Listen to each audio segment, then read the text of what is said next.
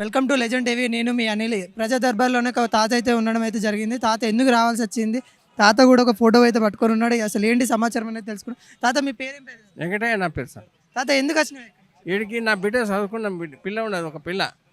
ఆ పిల్లకు జాబ్ కొరకు వచ్చింది సార్.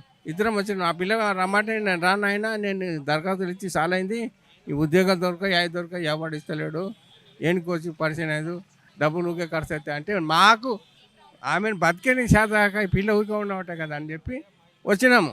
వచ్చి ఇక్కడ ఇచ్చినాము దరఖాస్తు, ఇక్కడ ఇచ్చినాము. ఇచ్చిన తర్వాత ఆ పియ్యకి ఇచ్చినాము.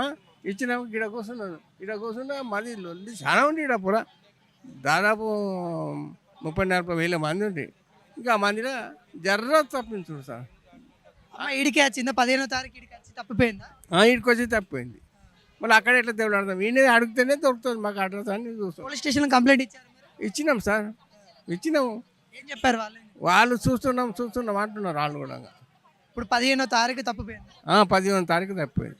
దగ్గర 14 రోజులు అయితే ఈరోజు ఎంత తారీఖు? 29.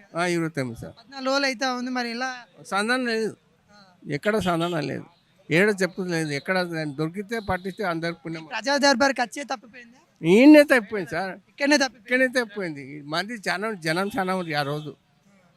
దగ్గర 30-40 వేల 50 వేల మందిలాగా వచ్చి సార్. అమ్మ మాట్లాడగలుగుతుంది మంచిగా? మాట్లాడుతుంది కానీ మతిస్తే మీ ఊరు పేరు అంటే అడ్రస్ తెలియదు. కానీ ఆమె దగ్గర పైసలు కూడా లేవు. నడవనికనే నాకు 85 ఏళ్ళు, ఆమెకు 60 ఏళ్ళు ఉన్నాయి. అది ఆమె జర్ర మతి తప్పింది సార్. అంతే. ఆరోగ్యం మంచిగా ఉంటుంది అమ్మకి? ఆరోగ్యం బాగుంది. జర్ర మతిస్తే ఇచ్చినందుకు ఇట్లా ఈ గతి అయింది. ఏదైతే చూసుకున్నట్లయితే 15వ తారీఖు ఒక అమ్మాయి అయితే ఇక్కడికైతే ప్రజా దర్బార్కి తన సమస్య చెప్పుకోవడానికి అయితే వచ్చింది. వచ్చిన తర్వాత ఆ పబ్లిక్ ఉండడం వల్ల, రష్ ఉండడం వల్ల అమ్మ తప్పిపోయినప్పటికీ కూడా ఈ తాత అయితే కంప్లైంట్ ఇవ్వడం అయితే జరిగింది. కంప్లైంట్ ఇచ్చినాక కూడా పోలీసు వాళ్ళు అయితే ఇంతవరకు అయితే ఏమీ చెప్పలేదని తాత చెప్తా ఉన్నాడు. మళ్ళీ ఇక్కడ ప్రజా దర్బార్కి వచ్చి తను ప్రతి ప్రజా దర్బార్కి వస్తున్నాడు, వెతుకుతూ ఉన్నాడంట.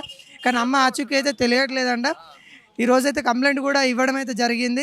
ఎవరైనా ఈ అమ్మ కలిస్తే కానీ ఇక్కడ కనిపిస్తున్న నెంబర్కి కానీ కాంటాక్ట్ అయితే అవ్వండి.